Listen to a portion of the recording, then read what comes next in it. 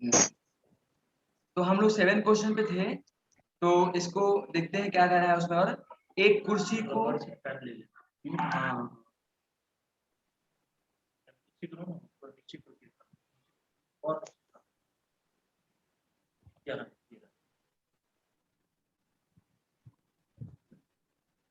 तो एक कुर्सी 873 रुपए में बेचने से विक्रेता को 10% की हानि होती है। तो कुर्सी का क्रय मूल्य कितना है? तो इसमें भी विक्रय मूल्य दे रखा है 873 रुपए, है ना। विक्रय मूल्य कितना दे रखा है? 873 रुपए। और हानि दे रखा है कितना? 10%। 10%। हाँ, तो इसमें जो कुर्सी का क्रय मूल्य ज्ञात करना है, तो वही 100/90 हो गया गुना 873। अब 90, 873। हाँ 90 क्यों हुआ? क्योंकि इसमें 10% चलिए की माइनस हानि हुई। थी। बिल्कुल हानि हुई है, इसलिए इसमें माइनस होगा। अगर लाभ होता है तो यहाँ पे क्या होता है? प्लस होता है। ठीक है, तो 100/90 गुना 873। अब इसको सॉल्व करना है, तो इसको 0 से 0। हाँ, तो अगर हमें 100 में अगर हमारे पास 90 है और गुणे 873 है, ठीक है, 0 से 0 कट जाएगा। जी। अब ये 873 कैसे कटेगा? 9 से कट 9 से जाएगा। हाँ 9 9 का 97। हाँ 9 8 72, 9 81 और 9 से 63। हाँ 7 बार में कट और जाएगा। 7 और ये 70 का फिर 10 से क्या हो जाएगा? मल्टीप्लाई हो जाएगा, तो 970 आ जाएगा। बिल्कुल बिल्कुल ठीक है। अब हाँ जी। हाँ, तो अब नेक्स्ट क्वेश्चन है कि एक घड़ी को कितने बेचा गया है? 2400 सॉरी 2880। 2280। हाँ 2880 में बेचने पर एक व्यक्ति को, है ना, 10% की हानि होती है। 10% है ना, 14%। हाँ जी सर। 10% की हानि 10%। होती है। हाँ, तो वह इसे कितने में बेचे कि उसे 5% लाभ हो? अब यहाँ पे देखो थोड़ा क्वेश्चन चेंज हुआ है ना। हर क्वेश्चन थोड़ा चेंज है इसके अंदर। कभी लाभ निकालना है, कभी हानि निकालना है, कभी क्रय मूल्य, कभी विक्रय मूल्य। अब यहाँ पे थोड़ा डिफरेंट क्वेश्चन है कि एक घड़ी को इतने में बेचने पर एक व्यक्ति को 10% की हानि होती है। तो ये क्या दे रखा है? जो ये है ना, ये 2880 दे रखा है, ये क्या दे रखा है? ये विक्रय मूल्य दे रखा है। और ये हानि दे रखा है। तो अब वो कितने में बेचे? दोबारा हमें विक्रय मूल्य ज्ञात करना है।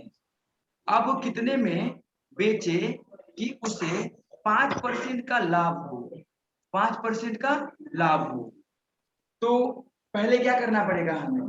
पहले इसमें हमें क्रय मूल्य ज्ञात करना होगा कि भाई क्रय मूल्य कितना है ना।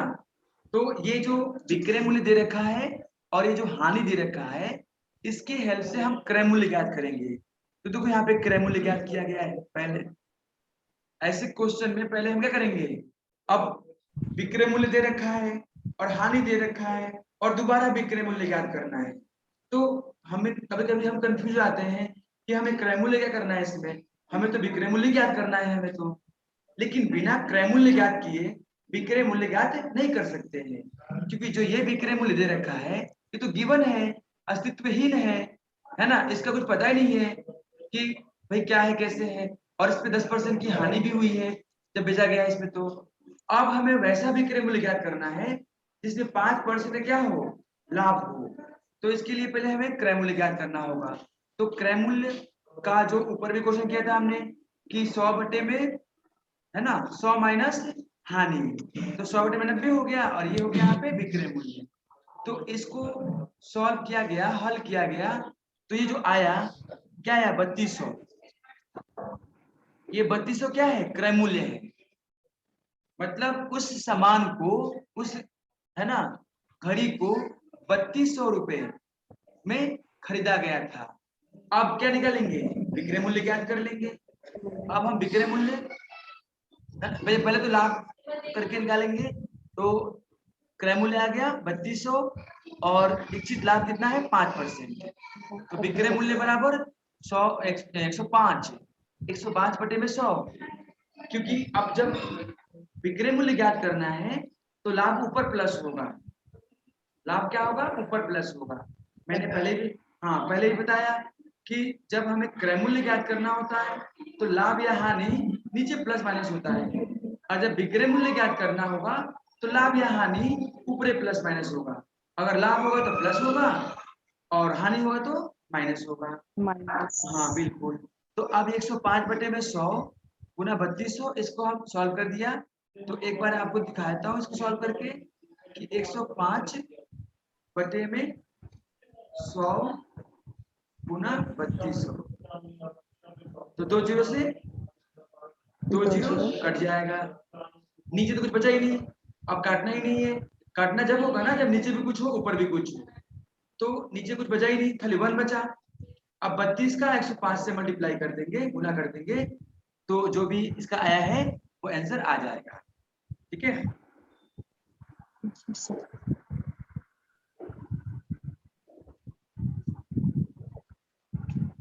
तो इस तरह से लाभ और हानि के जो क्वेश्चन है, देखो अभी जो हम कर रहे हैं इसमें हमें मेन 4 चीजें हैं, लाभ, हानि, क्रय मूल्य, विक्रय मूल्य, है ना। अब इनमें से कुछ दिया है कुछ निकालना है, कुछ दिया है कुछ निकालना है। तो जब एक्सरसाइज के जो क्वेश्चंस है या आपके पास कोई बुक्स अवेलेबल है उसके भी आप सॉल्व कीजिए, और उसमें कोई प्रॉब्लम आता है उसको नेक्स्ट क्लास में हम डिस्कस कर सकेंगे। अब नेक्स्ट क्वेश्चन है, यदि किसी वस्तु को 5% हानि की अपेक्षा 10% लाभ पर बेचा जाता है, यदि किसी वस्तु को 5% हानि की अपेक्षा 10% लाभ पर बेचा जाता तो विक्रेता को 75 रुपए अधिक मिलते हैं, तो वस्तु का क्रय मूल्य कितना है। अब देखो ये क्वेश्चन और थोड़ा, तो मैं ऐसे क्वेश्चन का आप लोगों का 2 तरीके से बताऊंगा, एक इसका शॉर्टकट भी तरीका है और एक जो जेन्युइन जो हम करते हैं बेसिक तरीके से वो ऐसे भी। तो यहाँ भी दिया हुआ है दोनों तरीका। तो यहाँ पे बोला है कि यदि किसी वस्तु को 5% हानि की अपेक्षा 10% लाभ पर बेचा जाता तो विक्रेता को 75 अधिक मिलते।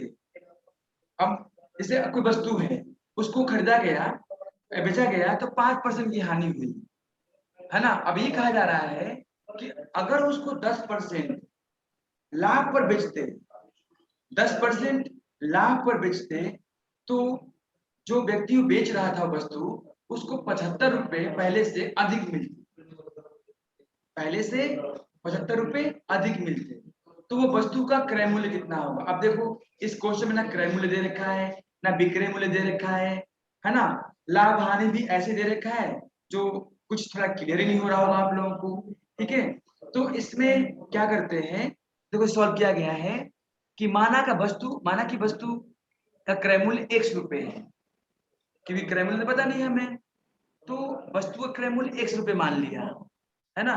उसके बाद ये जो किया गया है ये हो सकता है आप लोगों में से कुछ लोगों को समझ में नहीं आ रहा होगा। क्रय मूल्य तो x मान लिया हमने, क्रय मूल्य को हमने x क्यों माना भाई, क्योंकि हमें क्रय मूल्य ज्ञात करना है, क्रय मूल्य ज्ञात करना है, तो इसलिए हमने वस्तु का मान लिया, हमने क्या क्या क्रय मूल्य भाई x मान लिया। लेकिन ये जो स्टेप है आप लोगों में से कुछ लोगों को समझ में नहीं आ रहा होगा कि 110 x बटे में 100 माइनस 95 x बटे में 100 बराबर 75 कैसे आ गया। तो इस चीज को समझाता हूं मैं कि अब बताओ कि अभी आपने पढ़ा कि क्रय मूल्य बराबर क्या होता है, क्रय मूल्य बराबर 100 प्लस लाभ बटे में 100, ऊपर तो पढ़ा था अभी हमने। अभी देखो यहाँ पे क्रय मूल्य का यहाँ पे लिखा है ना पिछले क्वेश्चन में, यहाँ पे क्रय मूल्य का लिखा है ना, क्रय मूल्य बराबर, ये तो हानि वाला है इसलिए यहाँ नीचे, हाँ हाँ, लेकिन इसमें क्या निकालना है क्रय मूल्य, विक्रय मूल्य वाला चाहिए हमें ना, क्योंकि हमें विक्रय मूल्य से मतलब है ना। देखो मैं बताता हूँ लिख के, ये क्वेश्चन है, मान लो कि यहाँ पे 110 x बटे में 100 है और 95 x बटे में 100 है, तो ये बताओ कि जो 75 रुपए अधिक मिल रहे हैं वो खरीदने पर मिल रहे हैं कि बेचने पर मिल रहे हैं, बेचने पर मिल रहे हैं। हाँ, तो यहाँ पर ये जो दिया हुआ है दोनों 110 बटे में, ये जो दोनों दिया हुआ है विक्रय मूल्य है ना, ये जो विक्रय मूल्य है 10% लाभ पर है ना, और ये जो विक्रय मूल्य है 5% हानि का है, और दोनों का जो अंतर है वो कितना है, 75 रुपए है। क्योंकि क्वेश्चन में दिया हुआ है, क्वेश्चन में दिया हुआ है कि 5% हानि की जगह अगर 10% लाभ पर बेचा जाए तो पूरे लेन देन में पहले से 75 रुपए अधिक फायदा होगा दुकानदार को या किसी व्यक्ति को। तो इसलिए जो निकाला गया है ये विक्रय मूल्य है। तो विक्रय मूल्य है तो लाभ और हानि कहाँ प्लस होता है, ऊपर ही प्लस होता है ना। लाभ और हानि ऊपर प्लस होता है। तो 100 लाभ कितना है 10%। अब कहोगे कि लाभ वाला पहले है, क्यों है, हानि वाला पहले क्यों नहीं है। तो लाभ में से हानि माइनस करेंगे तभी ना 75 रुपए आएगा। अगर इसमें से माइनस करेंगे तो फिर ये हमारा 75 रुपए माइनस में आ जाएगा, है ना, कम देना पड़ जाएगा। और हमें तो अगर किसी वस्तु को 10% लाभ में बेचा गया होगा तो वो अमाउंट क्या होगा, ज्यादा होगा। अगर किसी वस्तु को 5% हानि में बेचा गया होगा तो वो अमाउंट क्या होगा, कम होगा। इसलिए लाभ वाले को पहले लिखा गया है और हानि वाले को बाद में लिखा गया है। और ये एक्स एक्स क्यों लगे हैं, क्योंकि इसका क्रय मूल्य माना हमने एक्स, है ना। तो 110 एक्स बटे में 100 माइनस, अब यहाँ पे क्या किया गया है देखो, अब यहाँ पे 100 और 100 जो है ना इसका एलसीएम लिया गया है, लघुत्तम। इसको हिंदी में क्या बोलते हैं, लघुत्तम, लसा बोलते हैं, लसा समापवर्तक है। तो 100 और 100 का जो लसा है कितना है, एलसीएम 100 आएगा। और ऊपर वाला नंबर क्या होगा। अब ये थोड़ा यहाँ पे बेसिक चीजें है ना, कभी कभी हम भूल भी जाते हैं और याद भी रहता है, मान लो किसी किसी को। तो यहाँ पे अगर ये सॉल्व करना होगा, और ये बचपन में भी ना बहुत प्रॉब्लम आती थी इसमें हमें, है ना, इस क्वेश्चन को। जैसे 3/4 है प्लस 1/2 है, तो इसको कैसे सॉल्व की जाए। तो 4 2 का एलसीएम निकालते थे, एलसीएम निकालने के बाद है ना नीचे वाले नंबर से डिवाइड करते थे, है ना, और जो डिवाइड करने के बाद आंसर आता था ऊपर वाले से मल्टीप्लाई करते थे। मल्टीप्लाई। हाँ, और फिर दोनों को प्लस कर देते थे। जैसे मैं इसको सॉल्व कराना चाहूँ आप लोगों के लिए, तो अगर यहाँ पे क्या लिखूंगा 4, है ना, एलसीएम 4 आएगा 4 2 का, फिर 4 से 4 में डिवाइड करेंगे तो कितना आएगा 1, 1 हाँ 3 से 1 का मल्टीप्लाई करेंगे 1 कितना आएगा, 3 3 आ जाएगा। हाँ, फिर प्लस, फिर यहाँ पे 2 से डिवाइड करेंगे 4 में, तो 2 2 जा 4, डिवाइड करने पर 2 आएगा, और फिर 2 1 जा 2 हो जाएगा यहाँ पे, 2 फिर प्लस कर देंगे तो 5/4। तो ये तो जनरली मैंने ये जो यहाँ पे कैलकुलेशन हुआ है उसको समझाने के लिए किया कि यहाँ पे क्योंकि सेम सेम नंबर है 100 और 100 है, तो 100 100 का एलसीएम कितना आएगा, सेम ही आएगा 100 आएगा। ये नहीं कि दोनों को मल्टीप्लाई कर देंगे, ऐसा नहीं है। जब नंबर पे डिपेंड करता है कि एलसीएम कैसा निकलेगा। तो 100 100 दोनों जब भी सेम नंबर होगा तो एलसीएम 1 आ जाएगा उसमें से, और ऊपर वाला माइनस हो गया क्योंकि माइनस है। अगर प्लस होगा तो क्या होगा, प्लस होगा। तो 110x माइनस 95x, 110x में से 95x माइनस होगा, कितना बचेगा 15x। ये तो 75 चल रहा है ना बराबर में, ठीक है। हाँ, और फिर यहाँ पे क्रॉस मल्टीप्लाई हुआ है, जैसे मान लो यहाँ पे 1 लगा दो, यहाँ पे क्रॉस मल्टीप्लाई हुआ है 100 से 75 का और 1 से इसका, जो इसमें से माइनस हुआ है। तो इसमें से माइनस है कितना आया है, 15 आया है, 15 आया है। तो 15x बराबर कितना हो जाएगा 7500, क्योंकि 100 का और 75 का क्या हो गया, मल्टीप्लाई हो गया, मल्टीप्लाई। क्योंकि हमें x निकालना है ना इसमें। हाँ जी। हाँ, तो इसमें ऐसा हुआ है क्रॉस मल्टीप्लाई करके, तो 15x बराबर 7500 आ गया। अब फिर x बराबर कितना हो जाएगा, 15 और x के बीच में क्या है, मल्टीप्लाई है, गुना है, तो क्या हो जाएगा, डिवाइड हो जाएगा, भाग हो जाएगा। जैसे समीकरण सॉल्व करते हैं हम 8 9 में था, समीकरण जैसे सॉल्व करते हैं सिंपल इक्वेशन समीकरण कि 15x बराबर 7500 है, तो x बराबर कितना हो जाएगा, 15 से इधर आगे भाग हो जाएगा। हाँ, जब इधर गुना होता है तो इधर आके भाग हो जाता है, जब इधर भाग होता है तो इधर आके गुना हो जाता है। तो ऐसे अगर इधर प्लस होता है तो इधर क्या होता है, माइनस हो जाता है ना। तो ये सब कैलकुलेशन ऐसा करते हैं। तो 15 और x क्या है, गुना में है। अब कहोगे सर 15 और x में गुना कहाँ है, बट गुना इसमें होता है जो छिपा रहता है। अगर कोई साइन नहीं है इन दोनों के बीच में तो क्या है, गुना है। तो x बराबर 7500 बटे में 15 आ गया, 15 5 75 कट गया, 50 500 हाँ 5 से कट गया, और ये 2 जीरो जो है वो बच गया, 500 आ गया।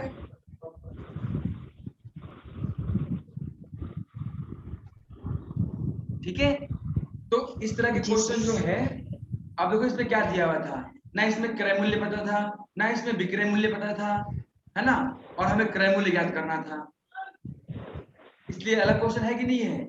इस क्वेश्चन में ना क्रय मूल्य पता है ना विक्रय मूल्य पता है, और हमें क्रय मूल्य ज्ञात करना है। ठीक है। जी सर। हम्म, ठीक हो जी। हाँ तो ये बहुत इंपॉर्टेंट क्वेश्चन है ये भी, क्योंकि बहुत बार ये देखा गया है आते हुए। मैं थोड़ा सा कोशिश कर रहा हूँ आप लोगों को समझाने का, एक इसका दूसरा तरीका है ना, समझ में आ जाएगा तो अच्छी बात है, नहीं भी समझ में आएगा तो एक बार तो कर ही लिया हमने एक तरीके से। तो मैं यहाँ पर जो इसने x माना है ना, क्रय मूल्य x माना है, मैं यहाँ पे 100 मान लूंगा। जैसे पहले मैं इसको बता देता हूँ, क्योंकि यहीं पे सॉल्व करेंगे हम इसको।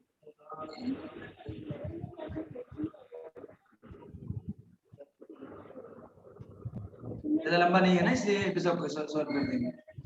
ठीक है, तो मैंने बताया था आप लोगों को कि इसका हम दूसरा मेथड यूज करेंगे।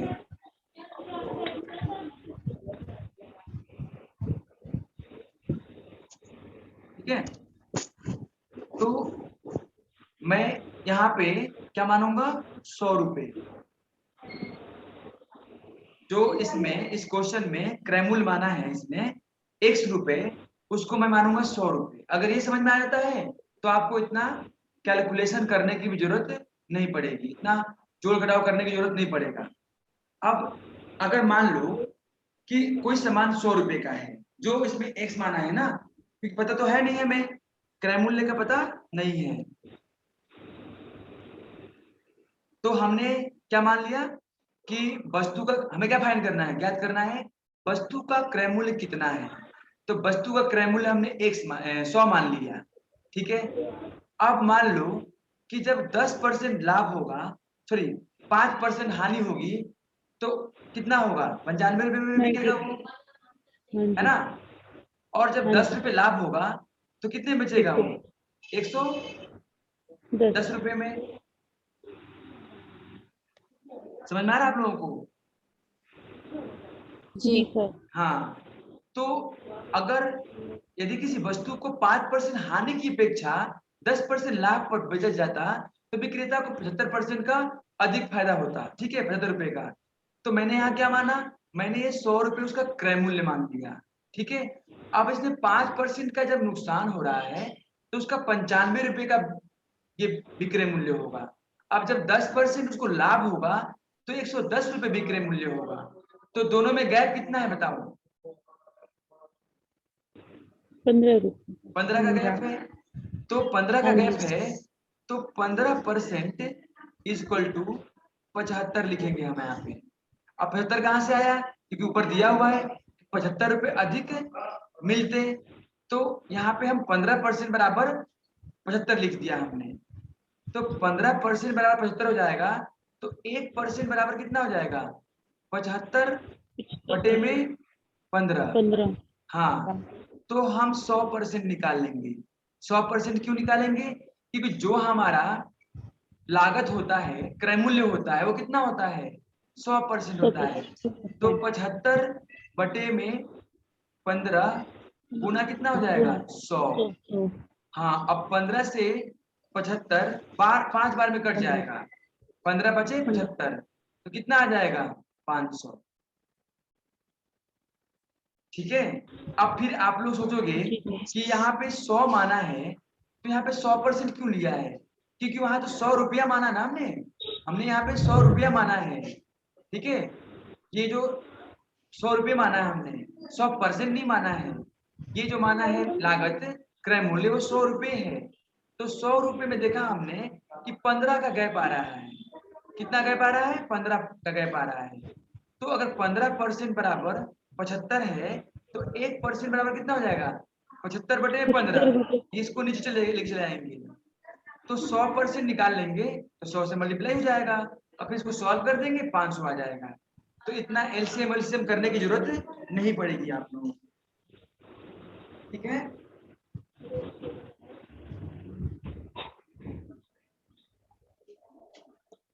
ठीक है,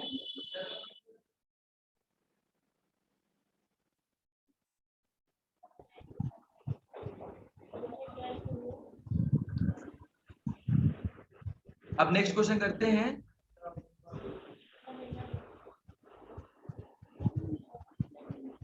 हाँ, थोड़ा सा मैं टाइम दे रहा हूँ आपको थोड़ा समझने के लिए। तो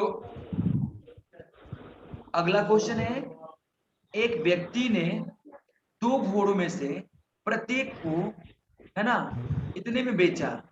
उसे एक घोड़े पर 15% लाभ तथा दूसरे घोड़े पर 15% का हानि हुई। कुल सौदे पर उसे कितने प्रतिशत लाभ अथवा हानि हुई?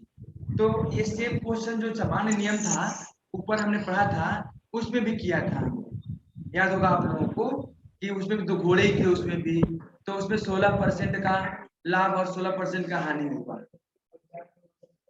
अब वो जो फॉर्मूला था वो फॉर्मूला जब भी लगेगा जब जितना लाभ होगा और उतना ही हानि होगा तब। ये भी ऐसे ही है, 15% का लाभ हो रहा है और 15% की हानि हो रही है तो वो फॉर्मूला लग जाएगा। अगर यहाँ पे 15% का लाभ होता है और यहाँ 20% की अगर हानि होती है तो ये फॉर्मूला उस पर नहीं लगेगा, ये फॉर्मूला उसमें नहीं लग पाएगा। इस बात का आप लोग ध्यान रखिएगा, जितना अगर लाभ हो रहा है और उतना ही हानि हो रही है, अगर ये चीज हो रहा है तब ये फॉर्मूला उसमें लगेगा, वरना हम दूसरे तरीके से करेंगे जो आगे क्वेश्चन आएंगे। ठीक है, दोनों का अलग अलग फिर ज्ञात करना पड़ेगा। दोनों का क्रय मूल्य दिया होगा, विक्रय मूल्य ज्ञात करना होगा, या विक्रय मूल्य दिया होगा तो क्रय मूल्य ज्ञात करना होगा, और फिर कुल क्रय मूल्य और कुल विक्रय मूल्य करके उसे बताना होगा कि हानि हुई कि लाभ हुई। मैं जो बता रहा हूं आप लोगों को एक बार और रिपीट कर रहा हूं कि इस क्वेश्चन में कितना % लाभ होगा और उतना ही % हानि होगी, तभी ये उभयनिष्ठ वाला ये फॉर्मूला लगेगा कि उभयनिष्ठ लाभ हानि का स्क्वायर बटे में 10। अब यहाँ पे कितना है 15% है तो 15 बटे में कितना हो जाएगा 10 का यहाँ पे वर्ग हो जाएगा। यहाँ पे हम अपने मन से कुछ भी लिखिए, ये फॉर्मूला है और इसमें 15% दे रखा है तो 15 यहाँ लिख दिया, गुणा बटे में 10 का वर्ग जो फॉर्मूले में था। अब 15 का स्क्वायर कितना हो जाएगा 225 बटे में 100, क्योंकि अगर स्क्वायर करेंगे तो 15 वर्ग करेंगे तो 15 को 2 मल्टीप्लाई करेंगे, गुना करेंगे, और 10 को भी करेंगे, क्योंकि 2 जो है पावर में इसके ऊपर वर्ग में, ये इसके लिए भी है और इसके लिए भी है, दोनों के लिए है। ठीक है, तो 15 का जब स्क्वायर करेंगे यानी कि 15 को 2 बार गुणा करेंगे तो 225, और 10 का जब स्क्वायर करेंगे तो क्या हो जाएगा 100, 10 10 जा 100। अब यहाँ 2 जीरो है तो 2 के बाद क्या लग जाएगा पॉइंट लग जाएगा, तो यह आ जाएगा 2.25%। जितने, अब मान लो कि ऊपर अगर पॉइंट होता है तो नीचे हम जीरो लगा देते हैं, जब नीचे जीरो होगा तो ऊपर हम पॉइंट लगा देंगे, जो सिचुएशन होगा वैसा हम कर देंगे। ठीक है, तो आप लोग देख सकते हैं इसमें ये आंसर आया हुआ है।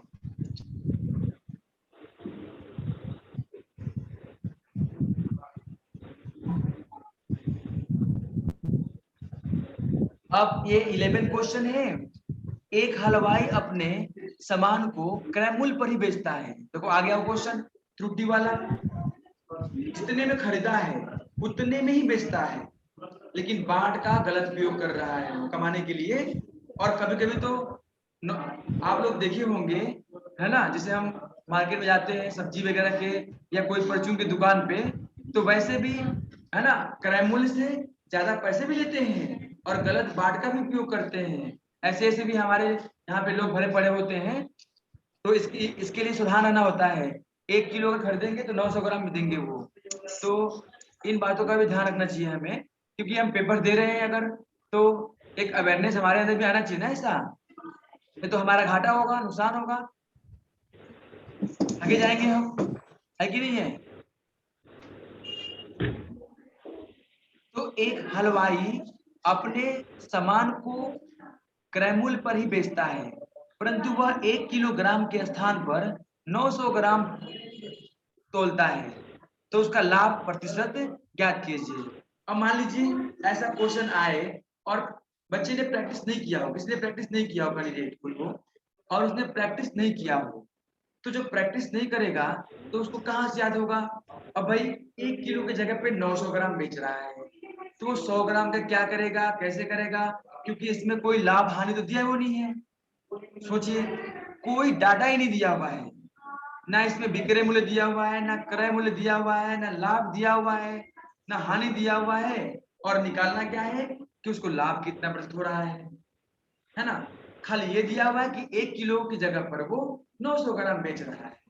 तो ऐसे में अगर ये फॉर्मूला आप भूल जाते हैं तो इसको करना बहुत मुश्किल हो जाएगा, ठीक है? तो इसमें ये दिया हुआ है कि 1 किलोग्राम की जगह पर, ये इंपॉर्टेंट है कि 1 किलोग्राम की जगह पर कितना बेच रहा है वो?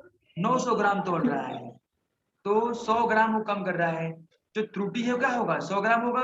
तो बस सीधा इस फॉर्मूले में रखना है, जो ऊपर भी हमने सामान्य नियम जो था उसके अंदर इस फॉर्मूला सूत्र आया हुआ था कि कैसे निकालेंगे लाभ। तो त्रुटि कितना है? 100 ग्राम। फिर ये जो सामान्य होता है 1 किलोग्राम में कितने ग्राम होता है? 1000 ग्राम होता है। फिर ये त्रुटि यहाँ पर फॉर्मूले में 100 ग्राम आ जाएगा और गुना 100% हो गया।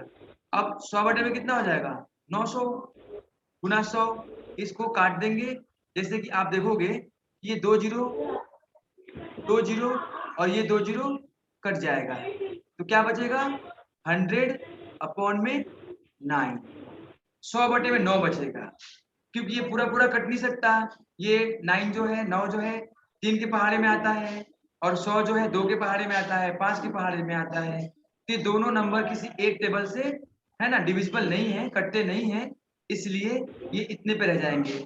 लेकिन इसको मिक्स फ्रैक्शन में कर देंगे, वो जो कहते हैं ना पूर्ण संख्या वगैरह, जैसे 9 एकम 9, फिर यहाँ से एक कैरी हो जाएगा, 9 एकम 9, तो क्या बचेगा? एक कैरी बचेगा, ऐसे आ जाएगा 11, है ना?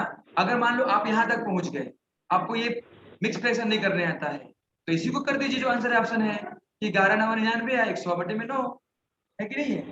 मान लीजिए कि आपके पास हटेगा नहीं क्या? अगर आपके पास, तो अगर मान लो जो कि आपको आपका जो सॉल्व करके इतना आंसर आया है उसमें दिक्कत नहीं आएगी, मुझे पता है, लेकिन मैं फिर अपने लिए फिर भी बता दूं अपने संतुष्टि के लिए मैं, कि अगर आप यहाँ तक इस आंसर तक पहुंच गए और ये मिक्स फ्रैक्शन में सारे आंसर हैं, तो क्या इसके लिए हम छोड़ देंगे? नहीं। अगर वहां याद नहीं आया कि इसको कैसे करें, तो ऑप्शन तो हमारे पास होगा ना, तो ये जो ऑप्शन है ना, इसी को हम सॉल्व कर देते हैं, क्योंकि इसमें क्या होता है, नीचे वाले का और बीच वाले का मल्टीप्लाई होता है और ऊपर वाला प्लस हो जाता है। तो 9 11 नवा 99, 99 और ये कितना हो जाएगा? 100। 100 तो 100 बटे में 9 आ रहा कि नहीं आ रहा है? तो इसे आ रहा है, तो हम सबको करके चेक कर लेंगे और देख लेंगे कौन से मैच करता है, क्योंकि इसमें डिवाइड करना पड़ेगा, मान लो भूल जाए तो दोनों तरीके से चेक कर सकते हैं, ठीक है? दोनों तरीके से चेक किया जा सकता है।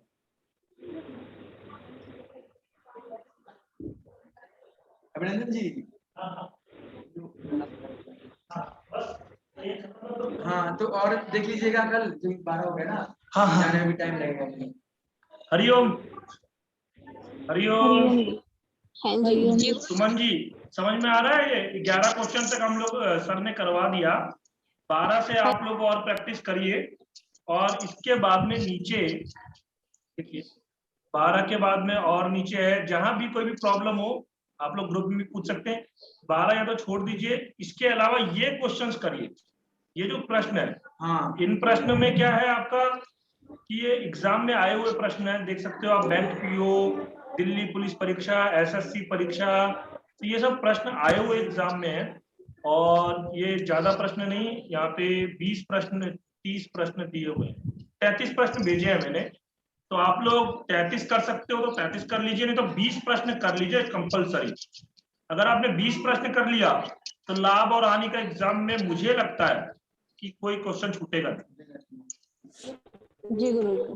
ठीक है, तो जो 33 कर सकता है वो पूरा 33 करो, और जो नहीं कर पा रहा है लेकिन 20 तो जरूर करो। ठीक है, जी हाँ, तो आज इतना ही रखते हैं, और फिर कल हम लोग नए टॉपिक के साथ में आएंगे, नया टॉपिक करेंगे। ऐसे ही हम लोग एक एक टॉपिक कंप्लीट करते चलेंगे, तो हमारा टॉपिक भी कंप्लीट होते चलेगा और क्वेश्चंस का अभ्यास भी होते रहेगा। 20-20 क्वेश्चन देते रहूंगा और साथ में आपका टॉपिक भी होता है। ठीक है, जी ठीक है, गुरुजी। चलिए, नमस्कार। नमस्कार। नमस्कार। नमस्कार।